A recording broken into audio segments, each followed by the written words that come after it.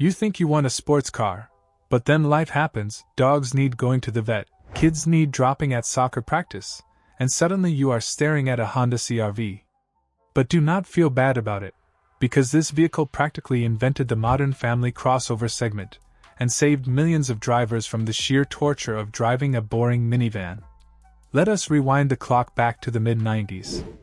The year was 1997, and people were tired of massive, fuel-chugging, body-on-frame trucks that drove like actual tractors. Honda saw a gap in the market and introduced the comfortable runabout vehicle. Yes, that is exactly what CR-V stands for, and the first generation was a total game changer. It was built on the Civic platform, which meant it drove like a regular car, not a heavy truck, but it still gave you that high driving position everyone loves. And let me tell you my absolute favorite part about the first generation. It came with a built-in, folding plastic picnic table hidden under the cargo floor. I am not joking, you could literally pull over, pop the trunk, take out a table, and have a sandwich by the lake. Plus, it had a neat little waterproof bucket under there that you could use as an ice cooler. Powering this early boxy beauty was the B22.0-liter four-cylinder engine. It was not going to win any drag races, but it was incredibly durable. Fast forward to 2002, and we get the second generation.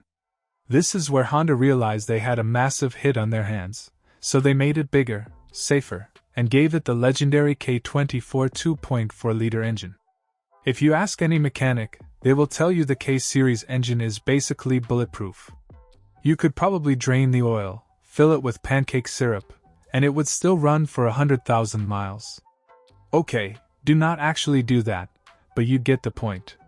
The second generation kept the spare tire mounted on the tailgate, giving it that rugged, off-road vibe even though 99% of owners never took it off the pavement.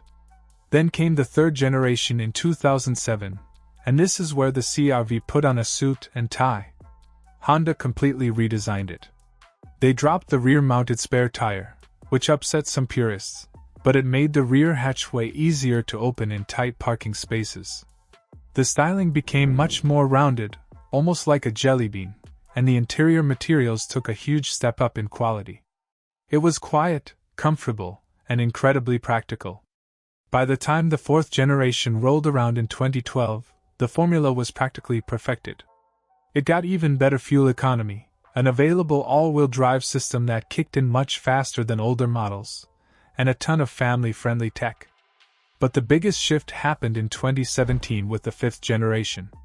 Honda finally embraced forced induction and dropped a 1.5-liter turbocharged engine into the engine bay, paired with a continuously variable transmission, or CVT. This combo gave it excellent gas mileage and a surprising amount of low-end torque. The styling got aggressive, with sharp lines and fancy LED headlights.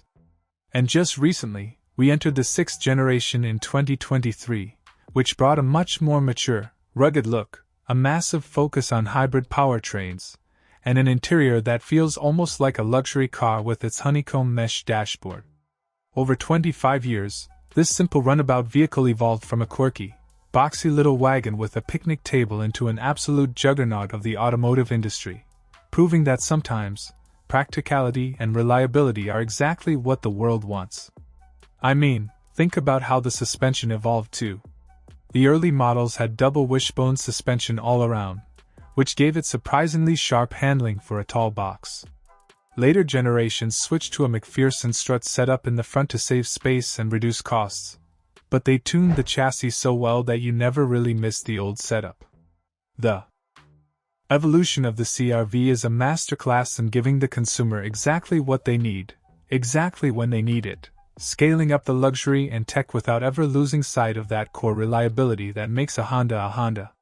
So next time you see one at a stoplight, give it a little nod of respect, because it earned its place in automotive history.